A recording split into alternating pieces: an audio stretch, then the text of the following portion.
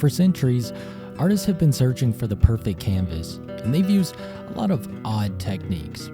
But I think we finally found it.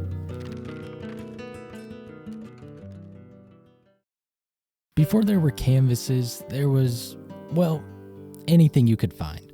Van Gogh had used jute burlap, Michelangelo used the Sistine Chapel ceiling, the Greeks used panels, others used plates, some even used fabrics. Really, anything became a canvas, and everything was paint. It's really impressive seeing what artists could create with limited resources. They created their own advanced techniques and ideas, from horsehair paintbrushes to the all-important canvas itself. Even now we use tons of different mediums. We paint on shoes, we sketch with digital pens, and we even sculpt with air in VR.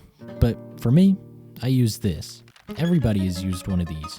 You might have them plastered all over your computer at work or scattered in drawers collecting dust. Maybe you even take one to the grocery store with you. This is obviously a Post-it note, a simple, square piece of paper with a thin lining of sticky stuff. It's used mainly as a quick note to write reminders on. So, how is this the perfect canvas? I know that now we have primed canvases, hand-bound sketchbooks with beautiful pages, and infinite space in the digital realm. These are objectively better than this. So why aren't there? Well, let's first look at pricing. I mean, it needs to be affordable for most people. One, you can buy a couple of stretch canvases for around $15, right? Pretty affordable for maybe 3 or so canvases, depending on size. You can draw on your phone with free apps, but you also have to have a phone, which if you're watching this, you probably have a phone, and most people do. So that works, but some don't like drawing digitally. You can even get some cheap journals for a couple of bucks. What about Post-it notes?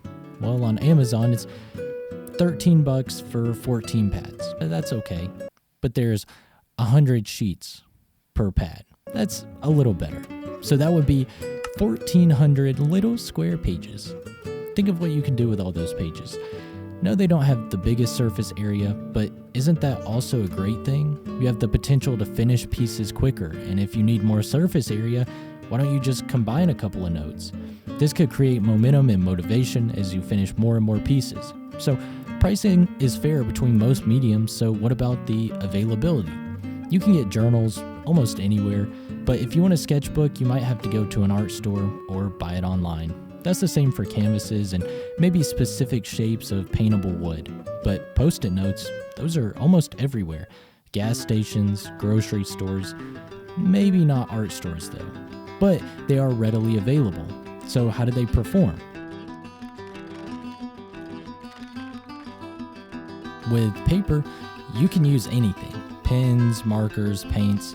Paints are debatable for paper, as you might want a specific type of paper for that. Canvas is almost strictly painting, maybe strong acrylic markers. Materials like wood can take paints and markers, more specifically like Posca-esque markers, but Post-it notes are going to be the same as paper. Pens, markers, maybe paint. But the markers do bleed through. That just depends on how much you care about that. And with digital, I mean, it's amazing, right? You can use any form of paint or pen or marker or stroke, and you can infinitely undo mistakes. You even have access to shapes and fonts. Well, digital is perfect then, right? What else do you need? Well, the availability is high, but so typically is the price. If you want to use a high-end tablet, it will run you a couple $100, like an iPad or a Wacom. Is that how you say that? There are some cheaper ones, but they won't be as great. Once you have one of those, you also have to download some form of workspace. This could be anything from Photoshop, Illustrator, Affinity, or free options like Photopea or Canva. It's more expensive unless you get cheaper options, obviously, but it is still accessible.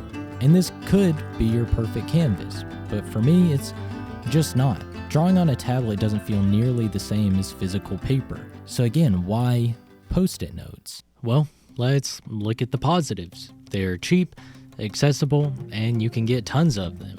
They're smaller form factor and can create quick opportunities. It's great for spur-of-the-moment sketches. Yes, technically carrying around a sketchbook is just as good, and I love all the ones that I have, but Post-it notes detach. They come loose. and they have a built-in hammer and nail, essentially. Just place it, and that's it. For the most part, at least. I mean, the sticky stuff does come off after a while. But ripping out pages from a sketchbook kind of irks me, especially when it rips a part of your page. So that's why. It's easy, it's quick, it's compact. Like, look at some of these drawings I did at my last job. They're so fun, and to me, they're the perfect canvas. And actually, I want to show you a montage I did of putting all these Post-it note drawings that I've done in one collective kind of cohesive piece.